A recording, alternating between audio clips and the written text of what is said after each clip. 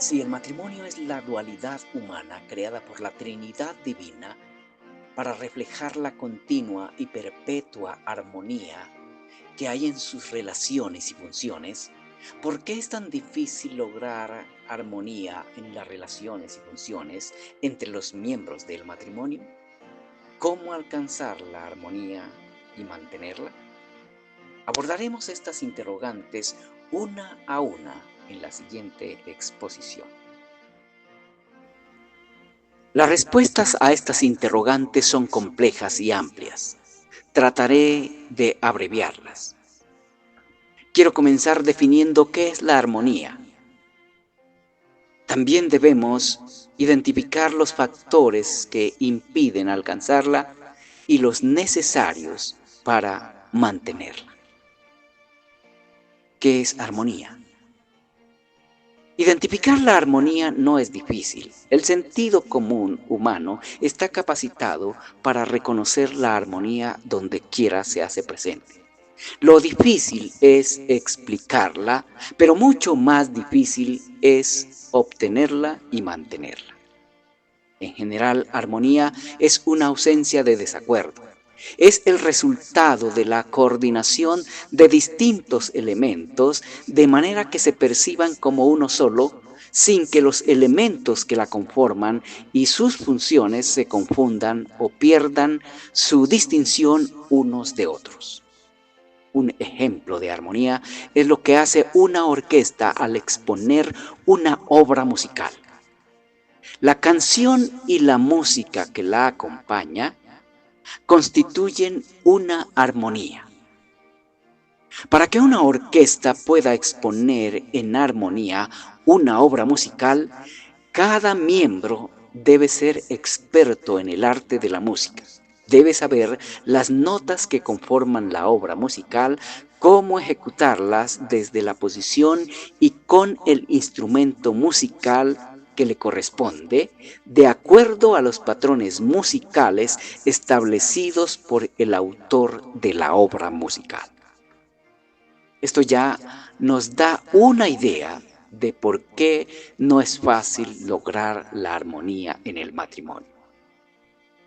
Pero la falta de armonía en las relaciones conyugales no es únicamente por falta de conocimiento y entrenamiento suficiente, como puede suceder con la desarmonía en una orquesta musical.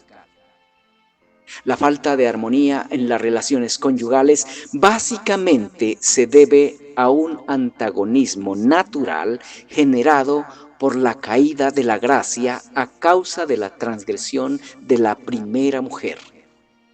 Esa rivalidad causada por la primera desobediencia de la primera mujer fue impresa en la naturaleza del hombre, varón y mujer, por sentencia de Dios.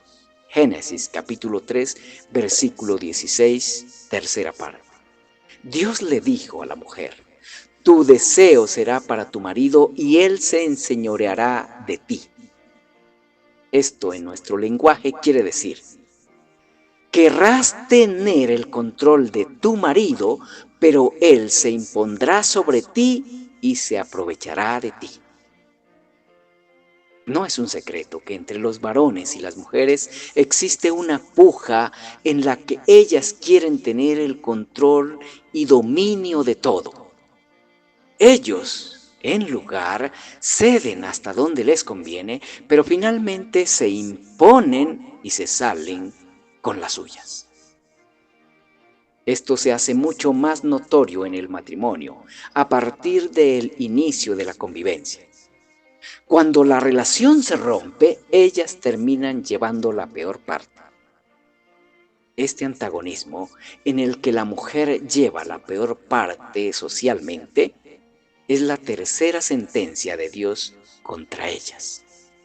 Es parte del castigo de Dios a la mujer por su transgresión. Tomen apunte de esto. Esa tensión por la principalidad de la mayordomía es la causa básica de las desavenencias que impiden la armonía necesaria para corresponder al primer objetivo para el cual fue creado el matrimonio. ¿Cómo recobrar la armonía en el matrimonio? Puesto que las desavenencias que impiden la armonía son fruto de una condición natural a la que el hombre y la mujer fueron abandonados por sentencia de Dios como castigo por la transgresión, para recobrar la armonía necesitamos ser liberados de esa condición. Pero ¿cómo ser liberados de una condición que es parte de una sentencia condenatoria? Para que alguien sea liberado de una condición que es efecto de una sentencia condenatoria, es necesario que la sentencia condenatoria sea levantada. Y para que una sentencia condenatoria sea levantada, es necesario que el delito que la causó haya sido pagado en su totalidad. Pero el abandono al deseo de hacer cada uno lo que le parece en lugar de lo que debe, no es la totalidad de la sentencia por la transgresión, únicamente es una parte. La sentencia de Dios para quienes transgreden su justicia es la destitución de su gloria. Romanos capítulo 3, versículo 23. El abandono a lo que cada quien le parece en lugar de lo que debe es el comienzo de la destitución de la gloria de Dios. Es el efecto de la muerte espiritual. La muerte física es la entrada a la plenitud de la sentencia contra los transgresores. ¿Puede alguien liberarse por sí mismo de esta sentencia? ¿Puede alguien condenado por Dios a ser separado de su gloria por toda la eternidad, liberarse de esa sentencia por sí mismo? Imposible para los hombres que han pecado, no para Dios. Lo que hasta aquí he mostrado no es buena noticia. Lo que sigue sí es buena noticia. La justicia de Dios admite que un hombre tome el lugar de otros hombres pecadores, pero el hombre que asumiera la sentencia para salvar a pecadores debía enfrentarse al pecado y salir inocente e inmaculado para que la muerte espiritual no lo afectara y la física no lo pudiera retener. Esto fue lo que hizo necesario que el Hijo de Dios se hiciera hombre, nacido de mujer. A causa de la imposibilidad de hallar a un hombre inocente e inmaculado, Dios decidió hacer que su Hijo se hiciera hombre y recibiera sobre sí la sentencia para llevar a los pecadores a su gloria. Cuantos estamos casados formal o informalmente, estamos obligados a reflejar la armonía que hay en las relaciones del Dios que nos creó para ello. Pero para que podamos obtener esa armonía, necesitamos ser absueltos de nuestras transgresiones. Y para que seamos absueltos de nuestras transgresiones, debemos acogernos al pago que con su muerte el Hijo de Dios realizó a la justicia de Dios. Romanos capítulo 5, versículo 1, Juan capítulo 3, versículo 14 al 16 y Marcos capítulo 1, versículo 14 y 15. La obra de Cristo es el Evangelio al cual debemos acogernos para poder ser absueltos de la condenación por la transgresión. Además del pago a la justicia de Dios, para poder recobrar la armonía en las funciones y relaciones conyugales, necesitamos un cambio en la naturaleza de nuestro ser y la presencia del Espíritu de Dios en cada uno de los integrantes del matrimonio.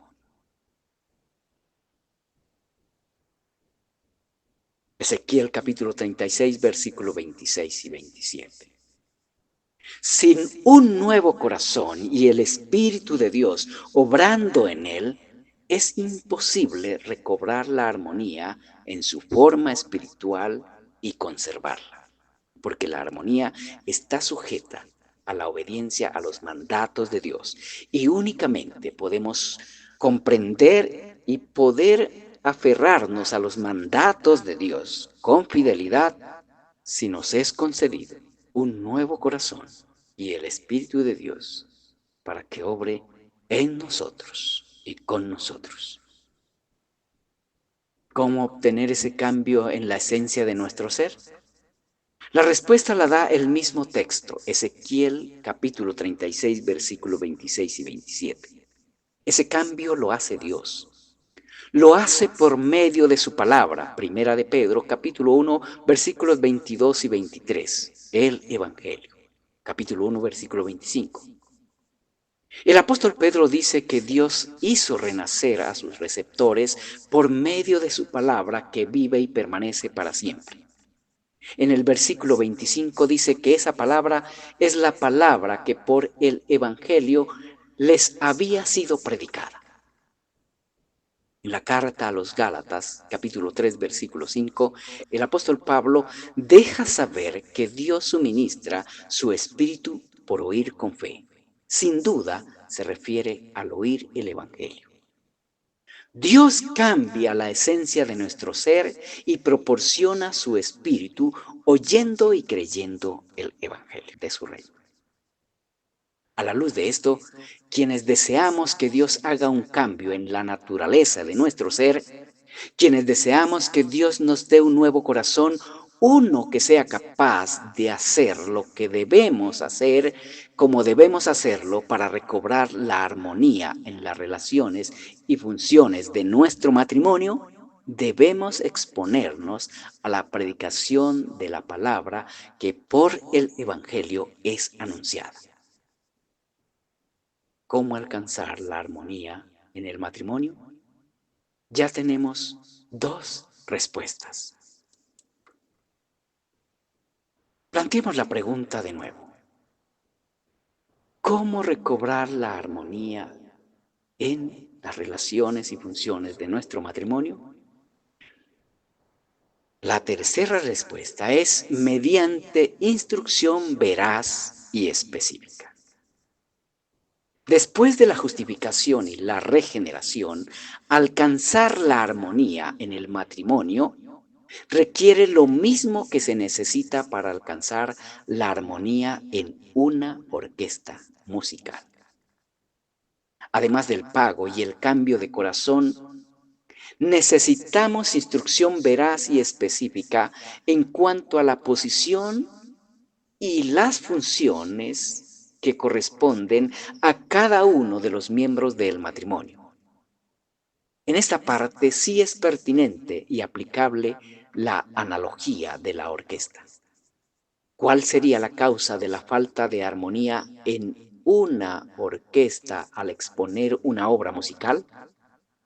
La falta de armonía en una orquesta puede ocurrir por ignorancia o falta de entrenamiento en cuanto a las notas y los acordes que deben ser ejecutados por parte de los integrantes de la orquesta o por parte de uno de ellos.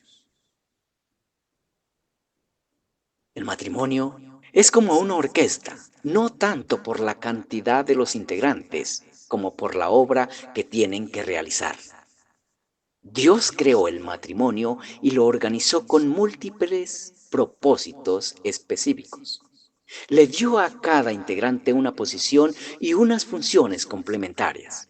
Si uno de los integrantes del matrimonio ignora los propósitos para los que fue creado, la posición asignada a cada uno y las funciones que le corresponde realizar para cumplir los propósitos, a ese matrimonio le sucede como le sucede a una orquesta conformada por músicos que todo lo que tienen es la intención de tocar y cantar, pero no saben cómo hacerlo. ¿Qué necesitan los integrantes de una orquesta para alcanzar la armonía al tocar los instrumentos para exponer una obra musical? Dos cosas muy básicas, dos cosas sin las cuales es imposible expresar armonía: conocimiento y entrenamiento específico. ¿Conocimiento de qué?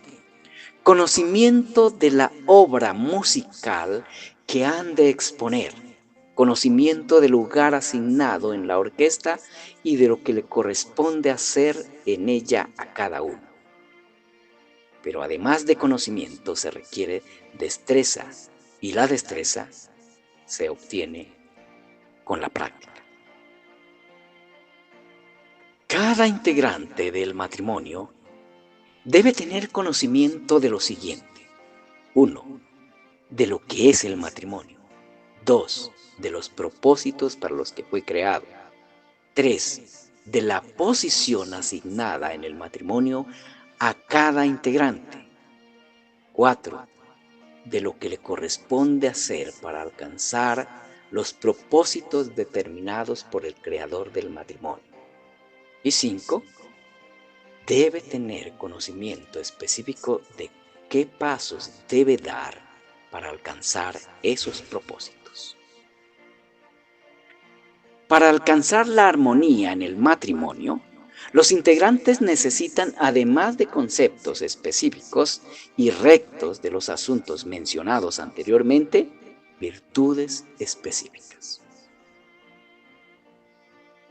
¿Qué virtudes son necesarias para que los miembros del matrimonio puedan alcanzar y mantener la armonía en sus relaciones y funciones?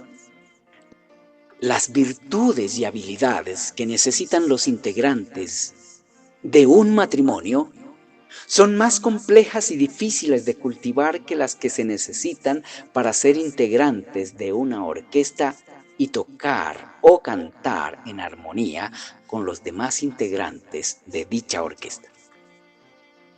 Lograr armonía en las relaciones y funciones conyugales, en primer lugar, es un asunto de ser. No es sencillo comprender lo que esto significa.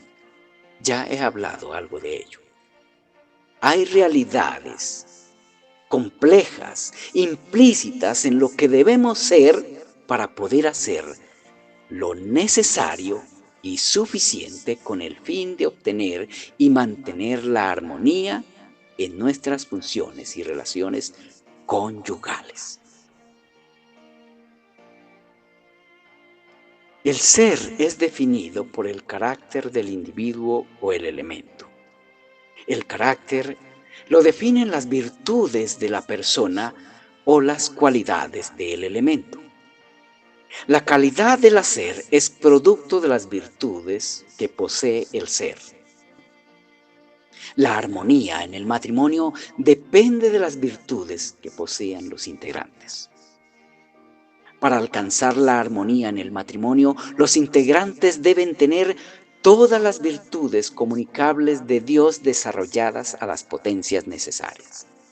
Cada integrante del matrimonio debe saber que la armonía es el resultado de la combinación de las virtudes del amor de Dios presentes en el hacer de los integrantes como producto del ser de ellos.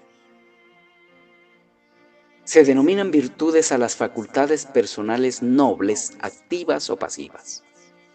Las facultades nobles activas son la honestidad, la veracidad, la paciencia, la fidelidad, el respeto, la responsabilidad, la diligencia, la prudencia y la misericordia, entre otras. Las facultades nobles pasivas son la humildad, la mansedumbre y la templanza. Las virtudes nobles activas y pasivas son las virtudes del amor que el apóstol Pablo describió en 1 Corintios capítulo 13 versículos 4 al 8. Ese amor es la combinación perfecta de las virtudes redentivas y santificantes del carácter del Señor Jesucristo. ¿Cómo se desarrollan esas virtudes? ejercitándonos en ellas, practicándolas. ¿Cómo se practican? Obedeciendo lo que el Evangelio nos exige.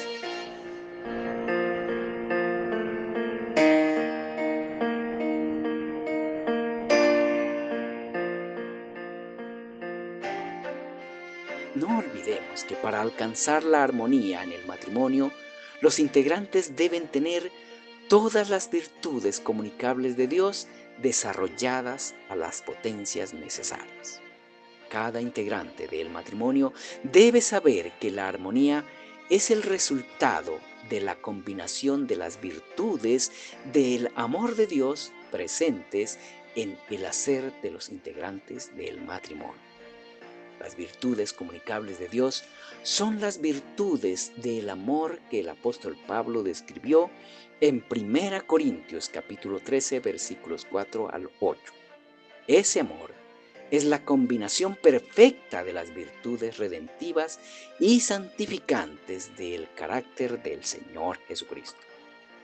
La armonía en las relaciones y funciones de los miembros del matrimonio no es producto de la casualidad. No ocurre porque sí. La armonía es producto de la inteligencia y la disciplina espiritual, fruto de la obra del Espíritu Santo realizada mediante la obediencia a los mandatos del Evangelio, gracias al pago que Cristo hizo a la justicia de Dios en la cruz.